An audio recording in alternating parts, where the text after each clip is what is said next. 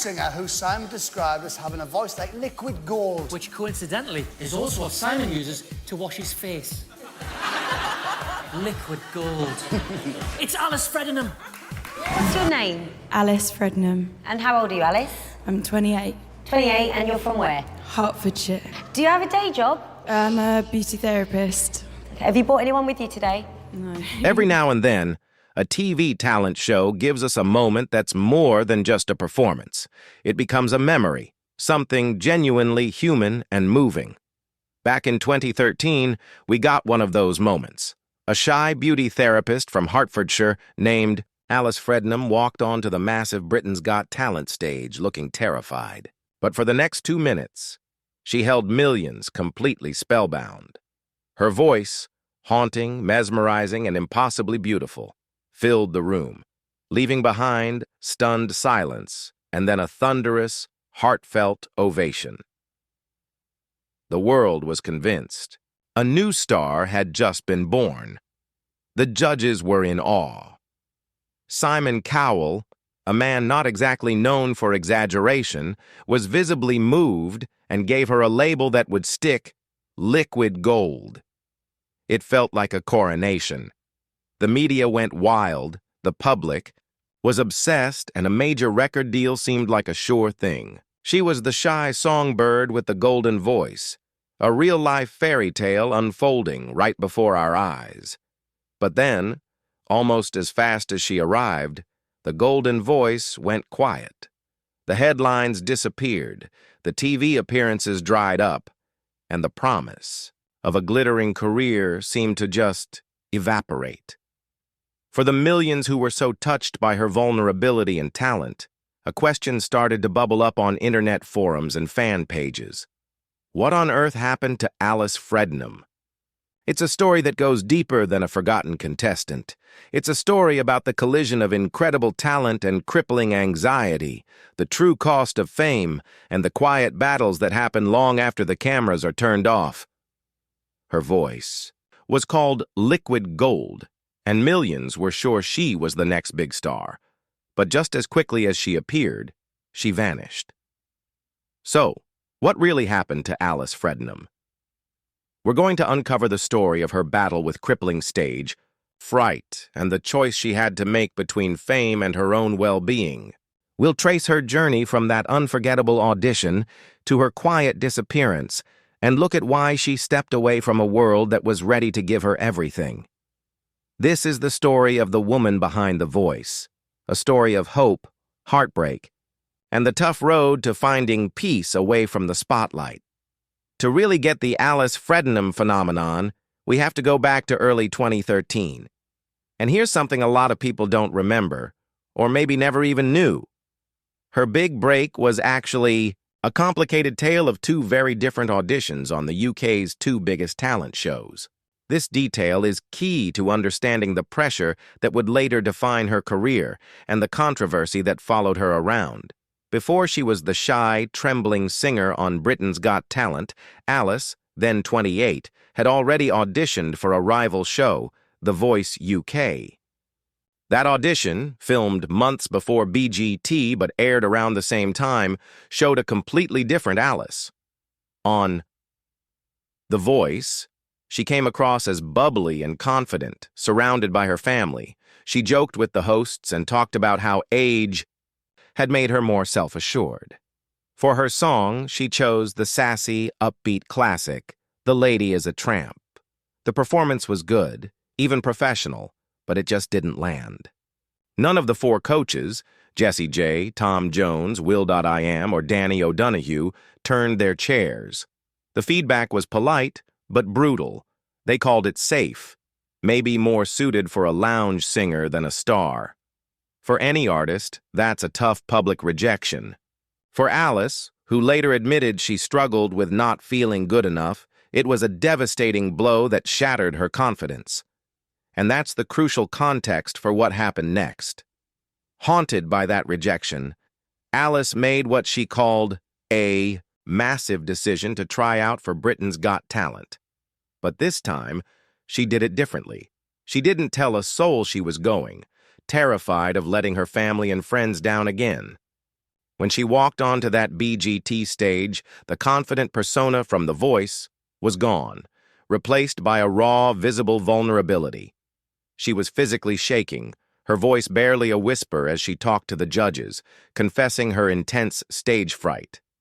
Then, she sang.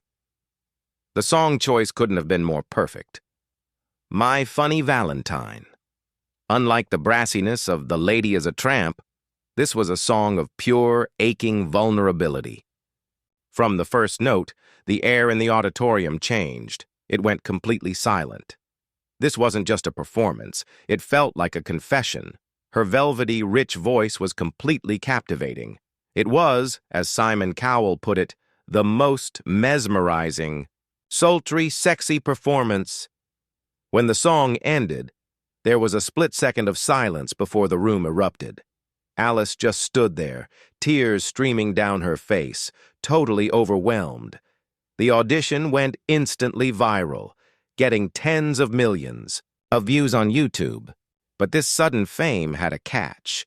When her pre-filmed audition for The Voice aired shortly after her BGT triumph, some viewers got suspicious. How could the confident woman on one show be the terrified wallflower on the other? Accusations that she faked her nerves on BGT started to spread, with critics suggesting it was all an act to win sympathy. Alice insisted her emotions were real in both cases, but the controversy showed just how much pressure she was already under. Despite that, her BGT journey continued. In the semi-finals, she gave a stunning, sultry performance of Cry Me a River. Vocally, it was incredible, but you could see the cracks starting to show.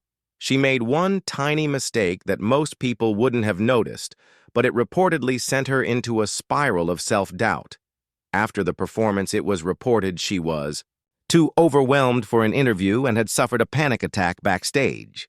The judges praised her, but it wasn't enough. In a shock to many, Alice Fredenham was voted off the show. Her dream of winning cut short. A star had been born, but she was already struggling with the darkness that came with the spotlight. Even after being eliminated from Britain's Got Talent, Alice Fredenham's future looked incredibly bright. She was one of the most memorable contestants of the series, and the buzz around her was huge. The story seemed set. She was the real star who didn't need to win, and the industry seemed to agree. The big news was that she'd gotten the attention of Simon Cowell's own label, Sony Music, and had been offered a demo contract. For her fans, this was everything. It wasn't a full album deal, but it was the first critical step. A demo deal is like a trial run, where a label invests in a few songs to see if an artist has what it takes. Alice was excited, posting on social media about her studio time and asking fans to keep their fingers crossed. The world was waiting. The liquid gold voice was finally going to be on a record. And then, silence. Weeks turned into months. The media attention faded. There was no big announcement about a record deal. No singles were sent to radio. That promised album never appeared. For her fans, the lack of news was first puzzling and then deeply concerning. The biggest clues came from the internet. Her social media pages, once full of hopeful updates, went quiet, and eventually her official website went offline. It was a slow-motion vanishing act. In today's music industry, where a constant online presence is everything, this was like locking the doors and turning off the lights for good. The silence from Alice and her team was deafening, and it created a vacuum, filled with rumors. Fan forums buzzed with theories. Was she dropped by Sony? Did she fall out with her management? Or more worrisomely, had the pressure just become too much? Fans from around the world started contacting news outlets like the UK's Hertz Advertiser, desperate for any information. One wrote, "I cannot find much information from 2016. Could you please let me know if she is still singing?" Another summed up the feelings of thousands. Thousands of people are concerned for her. She had such an unforgettable voice. The mystery just got deeper. Alice had a huge built-in fan base, a viral audition, and the backing of Simon Cowell. She had all the ingredients for a successful career. Why would someone on the verge of their dream just walk away? The slow fade was complete, leaving fans with nothing but the memory of her voice and a lot of unanswered questions. The answer to what happened to Alice Fredenham isn't one single thing. It's a mix of professional setbacks, industry pressure, and, most importantly, a deep and personal struggle with her mental health. The first major blow came from the very place that held so much promise: Sony Music. After the demo recordings, the news came back. Sony had decided not to offer her a full album deal and released her from the contract. For Alice, this was more than a business decision. It hit right at the core of her insecurities. Industry insiders have guessed there might have been a clash of styles. Alice's voice is timeless, like a classic jazz singer from another era. But the music industry in the 2010s was all about modern pop. It's likely the label, as much as they loved her voice, had no idea how to market her unique sound. This rejection only made her existing struggles worse. Alice was always open about her severe stage fright. This wasn't just nerves, it was a condition that could lead to full-blown panic attacks. We saw a glimpse of this during the BGT semi-final. A successful music career isn't just about recording in a studio. It's about relentless promotion and live touring. For someone who found performing in public to be psychologically tormenting, the demands of a modern music career were fundamentally at odds with her well-being. But even after these setbacks, Alice showed incredible resilience.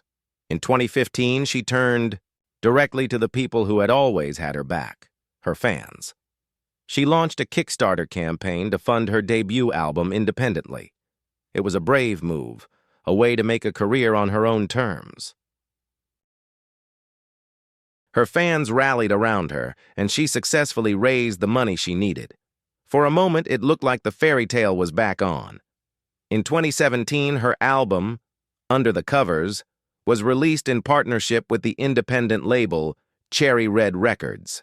It was a beautiful collection of classic covers, including her signature song, My Funny Valentine. But an independent release without the marketing power of a major label is a tough sell. The album was a huge achievement for her and her fans, but it didn't make a big splash in the mainstream charts. There were also reports of issues with distributing the album to some of her investors, adding another layer of frustration. It seems this period was the final straw. In December 2017, Alice posted one last, heartfelt message on her Facebook page. She apologized for being away and explained she was taking a break from music. She admitted the past few years had been challenging and frustrating, and that she wasn't sure what path to follow. She thanked her fans and left them with a tiny bit of hope, writing, "Music is never far from my mind, and I've always known I will go back to it when the time is right." After that message, she disappeared from public life. Finally, in September 2023, after years of silence and repeated inquiries from fans and journalists, her label issued a short, definitive statement. A spokesperson for Cherry Red Records confirmed what many had suspected. Alice has retired from the music industry and wishes to retain her privacy. The mystery was solved. Alice Fredenham hadn't just been pushed out. She had made the difficult choice to walk away to save herself. For years after that official retirement statement, the story of Alice Fredenham seemed to be over. She had chosen a private life over public performance, and her legacy was her one beautiful album, Under the Covers and the YouTube clips of her auditions. Fans respected her decision, but they never stopped hoping they might hear that voice again. And then, in the summer of 2024, something completely unexpected happened.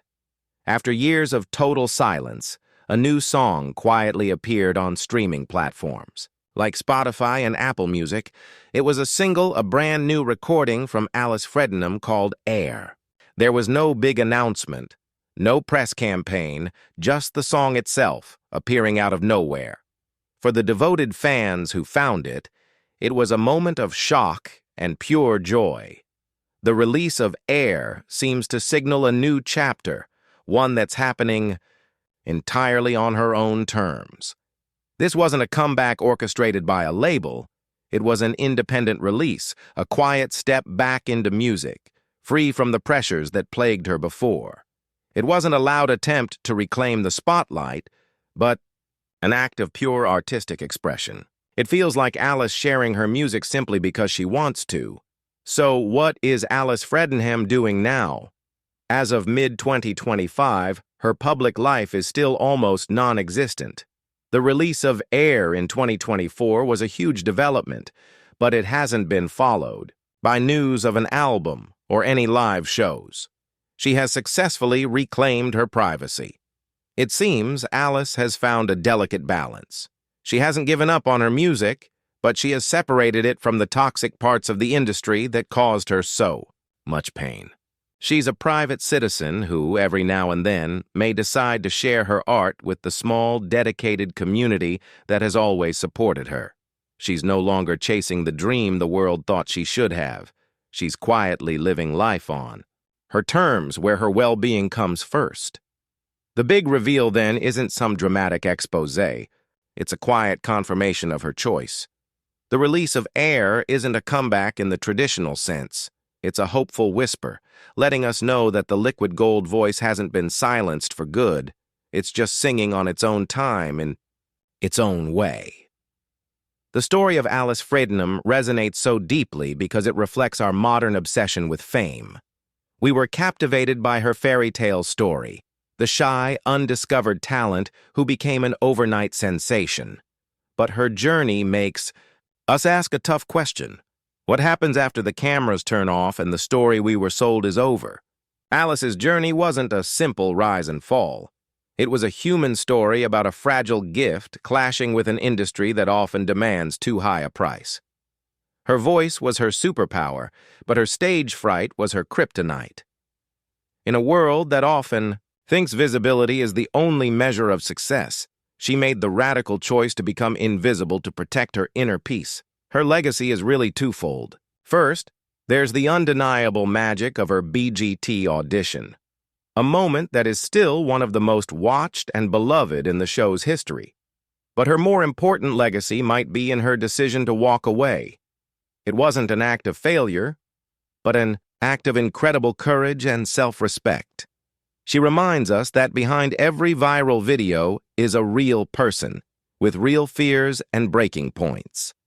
While fans will always hope to hear more from that liquid gold voice, there is a deep respect for her choice. Alice Fredenham's story isn't a tragedy of what could have been. It's an inspiring tale of a woman who looked at the overwhelming pressure of fame and chose herself. She took back her own story, and in doing so, left us with a lesson more valuable than any hit record. Do you remember watching Alice's audition on Britain's Got Talent? What was it about her performance that stuck with you? We'd love to read your memories and thoughts in the comments below. And if you enjoyed deep dives into the stories of your favorite artists, don't forget to like this video and subscribe for more content like this. Thanks for watching.